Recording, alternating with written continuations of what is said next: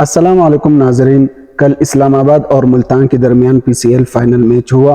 اور اسلام آباد نے ملتان کو شکست دی، اور اس کے بعد اسلام آباد نے فلسطینی جھنڈے اٹھا کر گراؤنڈ کے درمیان گھوم رہے تھے اور گویا یہ پیغام دینا چاہتے تھے کہ ہم فلسطینیوں کے حق میں ہیں اور فلسطینیوں سے اظہار یکجہتی کر رہے ہیں۔ لیکن کیا واقعی ایسا ہے؟ ہرگز نہیں، کیونکہ آگ اور پانی ایک ساتھ جمع نہیں ہو سکتے۔ یہ کیسے ہو سکتا ہے کہ شرٹ پر KFC کا مہر ہو اور ہاتھ میں فلسطینی جھنڈا ہو، جبکہ اس سے پہلے اسی PCL کے دوران فلسطینی جھنڈوں پر پابندی تھی اور فلسطینیوں کے حق میں اگر کوئی آواز اٹھاتا تو اس پر بھی سراسر پابندی تھی۔ اور اس کے علاوہ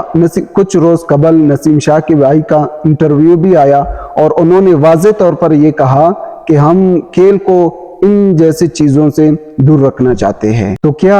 یہ جھنڈا اٹھانا اس جیسا نہیں کہ آتی کے دام کھانے کے اور دکھانے کے اور؟ جی ہاں، بالکل اسی طرح، کیونکہ یہ صرف اس لیے اٹھایا کہ جو لوگ PCL کا بائیکاٹ کیا تھا ان کو دوبارہ واپس لایا جائے اور ان کو یہ باور کرایا جائے کہ ہم فلسطینیوں کے حق میں ہیں اور ان سے اظہار یکجہتی کر رہے ہیں۔ اگر آپ واقعی فلسطینیوں کے ساتھ ہیں اور فلسطینیوں سے اظہار یکجہتی کر رہے ہیں تو آپ واضح الفاظ میں اسرائیل کو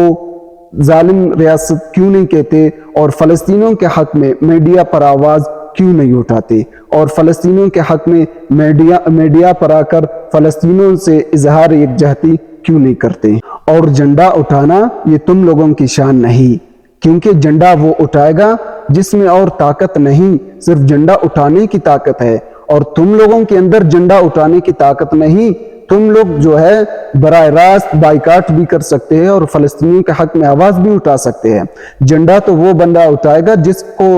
یہ طاقت نہیں کہ وہ میڈیا پر آواز اٹھا سکے، جس میں یہ طاقت نہیں کہ وہ بندوق اٹھا سکے، جس میں یہ طاقت نہیں وہ فلسطینیوں کے حق میں بول سکے۔ آپ لوگوں کے اندر یہ طاقت ہے، آپ لوگوں کے اندر یہ طاقت ہے کہ آپ فلسطینیوں کے لیے امداد بھیج سکے اور ان کے لیے کچھ مدد فراہم کر سکے اور اسرائیلی ریاست کو آپ ظالم ریاست قرار دے سکے، لیکن آپ لوگوں جھنڈا اٹھا کر گویا کہ آپ اپنے شان کے خلاف کر رہے ہیں۔ جھنڈا اٹھانا تمہارا کام نہیں، تمہارا کام یہ ہے کہ تم فلسطین کے حق میں بولو اور اسرائیل کو ایک ظالم ریاست تصور کرو اور میڈیا پر آ کر، عالمی چینل پر آ کر یہ کہہ دے۔ ہماری شان یہ ہے کہ تم میڈیا پر آ کر